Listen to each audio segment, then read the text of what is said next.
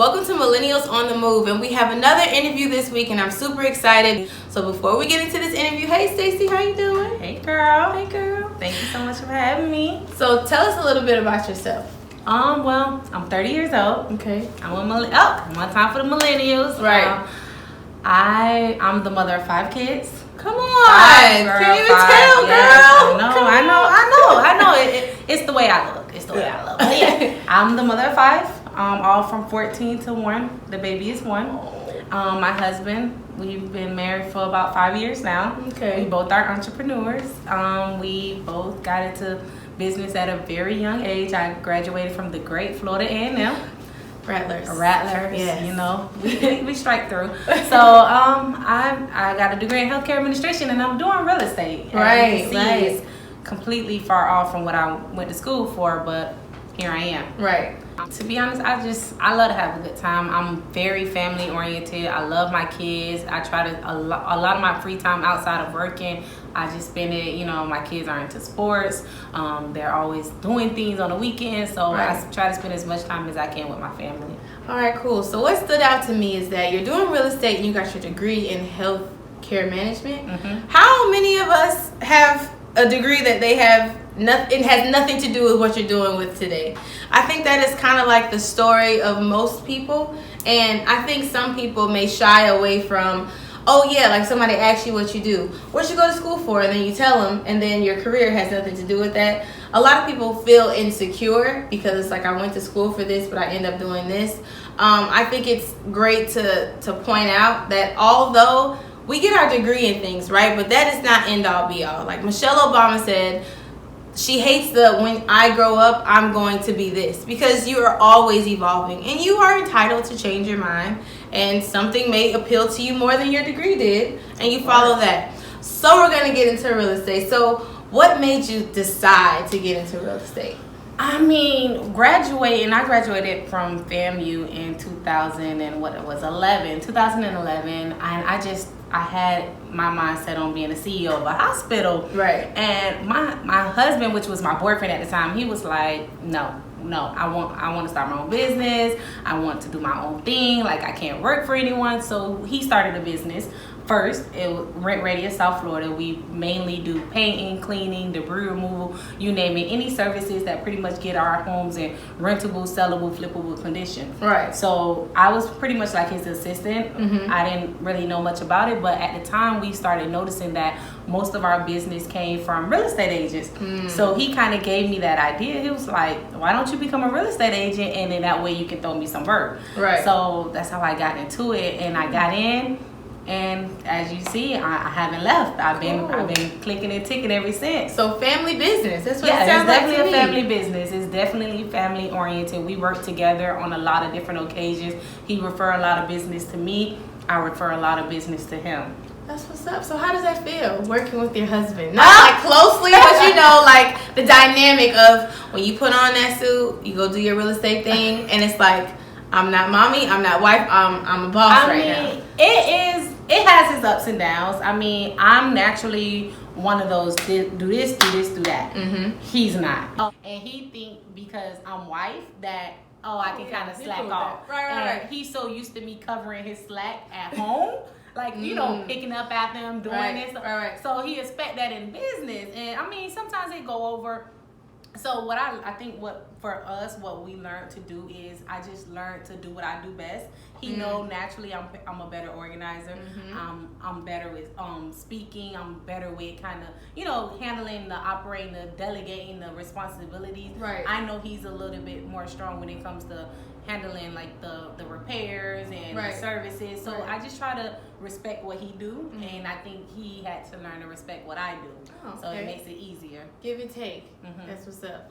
Challenges. So the one challenge that I think about is people declining wanting to get a house or not looking for an apartment, or whenever you're trying to make a sale, everybody's like, no, I'm fine. So what is the challenge that you have had, in real estate? I think for me, it's because we're at that age. We're young. A lot of my friends still stay at home. Mm-hmm. A lot of my friends are not. They're just not looking for home ownership. So I feel like some of the challenges that I have experienced over the years is they're quite not ready. They're not ready. They don't know enough about the process. So what I do is I try to, on my social media, I try to educate people a lot. I try to put out how do you go about buying a house, because a lot of us just don't know. Like, I grew up in that same era. I don't own, and I'm working towards owning, but when I got started, I knew nothing about real estate. My mom do not own. My grandmother owned a house, but that's pretty much like the only person in my family that owned a home. So if you don't know, it kind of it makes you close up to the idea of home ownership. So I think, like I said, that's one of the challenges that I see, like, just the lack of knowledge. So I try to address that in my social media platforms and just educating, because they say you want to keep something from someone, you put it in the book. So I try to put the information out there for them to know and see that if they can do it, we can do it too. In your day-to-day, you're walking, you're doing your thing, you're planning, you're organizing. What do you think stumps people the most when you show them a home, like their dream home, right? So they walk in, they got the budget, they have everything narrowed down, they got the loan from the banks and things like that.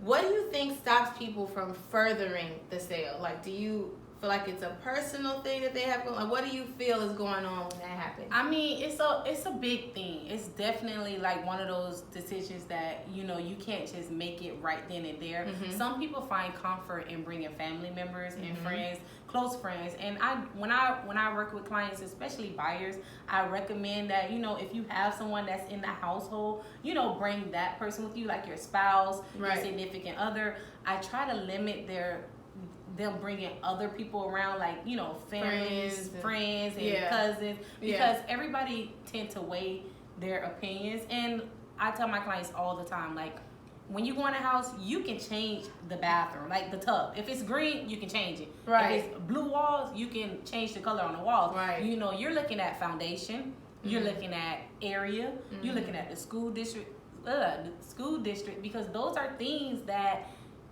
help increase the value of your home.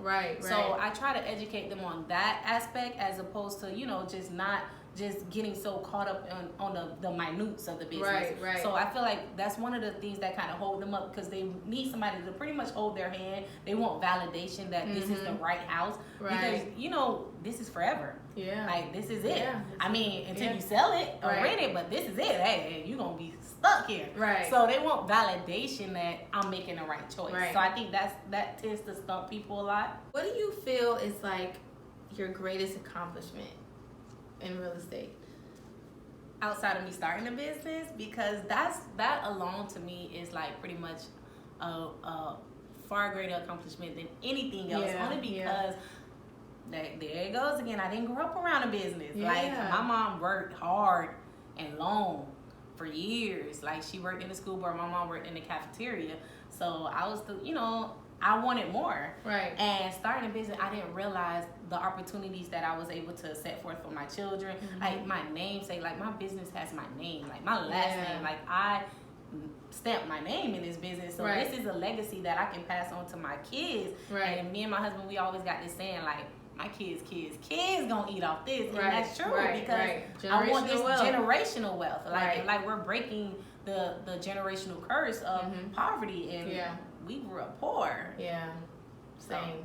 We all want something better than our parents had, unless you come from old money. I'm not saying that everybody has the same, background when it comes to not really knowing how to finance and budget and save and own. So for those people who are in the same situation that we are, just think about what you possibly could do for the people after you, right? So, you're not just living for yourself. You should be living for the people who come after you in your family, and even the family that exists now. Like, I have an aunt. She's basically like the driving force of our family, but it's only one of her, right? So she's teaching us little things about money and saving and financing and creating your own and streams of income. But she's like the math and the money and the business guru of the whole family. We only have one out of the entire family, So to take the load off of her, we all are trying to pitch in and figure out ways that we can do the same thing that she's doing. But there's no way we'd have known that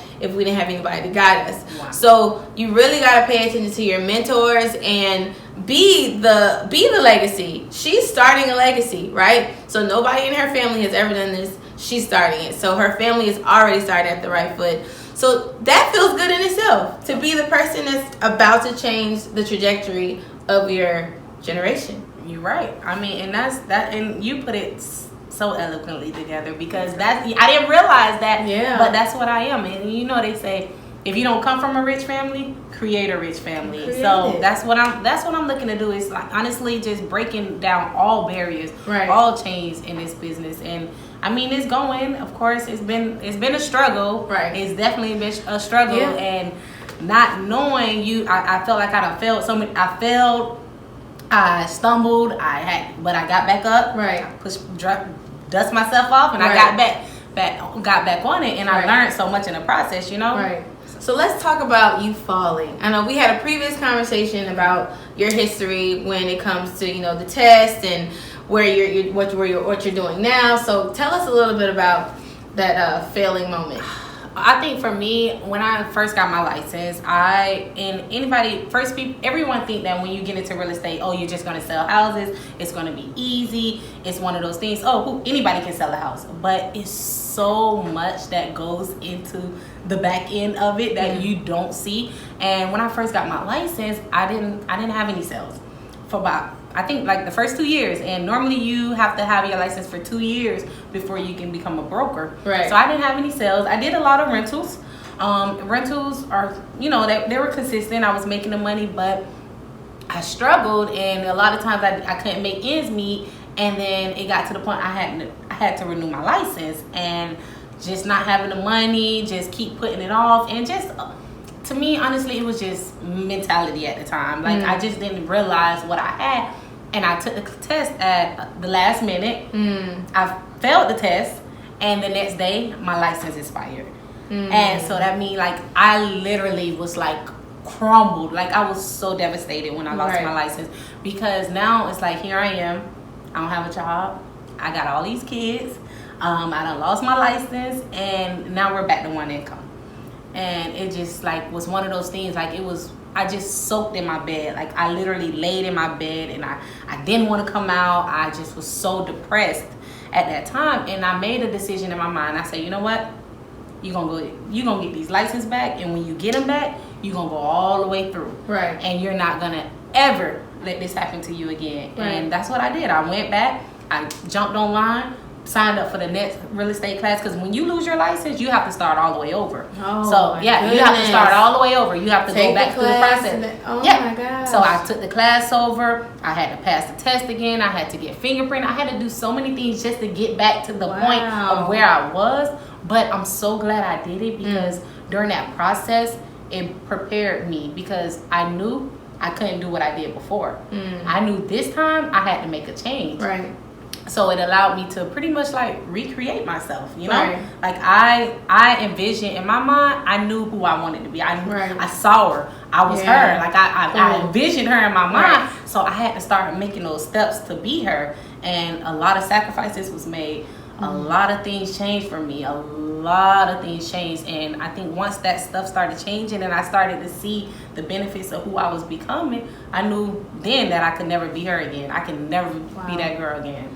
Wow. So the power of manifestation, you know, you put things in the universe what you want to get out. And I always say, and I've been saying this lately, just because you fail, it doesn't make you a failure, right? It's what you do after you fail that will actually determine whether you're a failure or not, you know, because failure is end all be all, right? Yeah. So you fail, you don't try again, you're a failure. But you're not a failure because you're failing, right? So she decided that it wasn't going to happen again, and most people don't pick themselves up.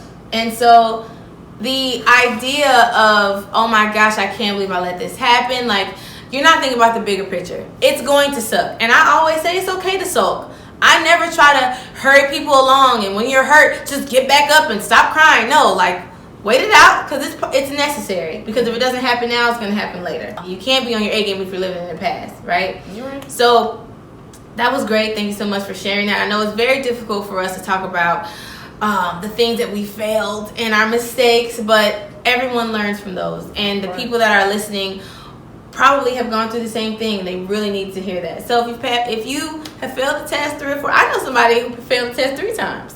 She just kept trying, and now she is a real estate agent and she's doing her thing. I know people that failed the test 10 times, but what I tell those people is, no one knows how many times you took the test. Nobody knows. It doesn't even matter. It's not even information that, like, you don't just go ask her, hey, how many times you took the real estate test? Right. Because if we did that, that'll be a different story. Right, but exactly. We don't do that. So, and it, like, who cares? Right. You can take it 10 times as long as you pass it. You know? Right.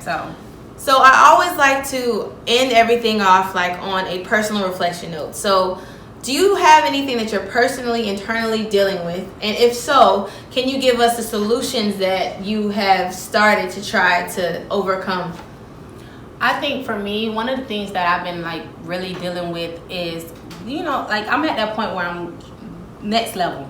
Like, leveling up. You know how they say, like, you're leveling up in your business. You wanting more. You're requiring more. Your time is requiring. It's like the universe is forcing you to do more. So one of the biggest things that I was struggling with is, I would say for me, is organization. Like, just being organized. And it got to the point, because I was one of those people that I just was a winger. Like, I'm a finesser, girl. Like, I went through college, never failed the class. Right. What? I never failed the class, never missed a beat. I'm the girl that shows up with my project in hand on the day that is due and get an A. Yeah. So I did that for years. And I realized, like, okay, you can't do that. You can't do that. Like, one, it's a lot of pressure. Yes. One, it's like, and it became overwhelming because when you have multiple clients and like, I'm a broker, so I'm dealing with not only my clients, but I'm dealing with my agents' clients, and I manage, so I'm dealing with tenants. So I realized that organization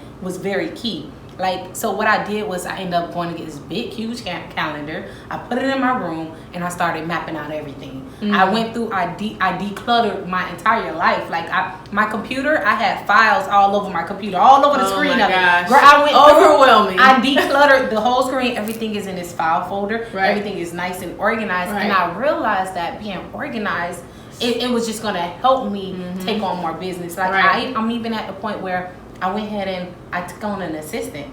I needed someone that was going to help me, fulfill my dreams and handle the processes that was coming my way. So I took an assistant. That's one of the things that I did to tackle that, because I'm hard on myself. Yeah. Like, I'm extremely hard on myself, and I'm constantly, like, forcing myself to, do more things and produce more. So I knew in order for me to be all that I can be, I needed a team. Right. So that's what I'm working on right now, is developing a team. I'm looking to really develop a team. I just started a podcast, so that's something I'm really excited about. It's Real Talk. As you can see, you can get it real. Yeah. I see you, girl, playing on words. Real Talk, and it's designed with new and inexperienced agents, because it took me a lot to get to where I'm at now. So I designed this podcast to help agents that just coming into the business, that just need someone that can help them or can guide them and teach them, things that I wish somebody would have taught me. Right. So I'm looking at that one is getting ready to come out. I have a book coming out, a book, and it's pretty much like a guide of how I went from surviving to thriving in the real estate world. So that's something that's going to be coming out early fall. I'm on all social media platforms, Stacey the Broker. So if anybody's out there that will want to speak with me and kind of get in touch with me, I'm on Instagram, Facebook, Stacey the Broker, and I just constantly put out information that's gonna help my community. I love how, like, I don't have to, like, ask and it just happens. You know what I'm saying? Like, this is her first interview. Yeah, it is. It is. We in there. Perfect. So thank you so much for being with us. And you guys heard what she said. Follow her on everything. Knowledge is power, but I always say applied knowledge is power. So don't just soak in books. Don't just listen to her podcast. Don't just read everything and not take action. You got to take action, because that's the only way that you really retain something, is that if you can apply it. So please start whatever you need to start. If you fall, get back up, and just know you always have people who are in your corner waiting for you to reach out to them so they can give you some help. Sometimes that comes with a cost, and it's okay to invest in yourself. Thank you for tuning in to Millennials on the Move, and we will see you next time. you.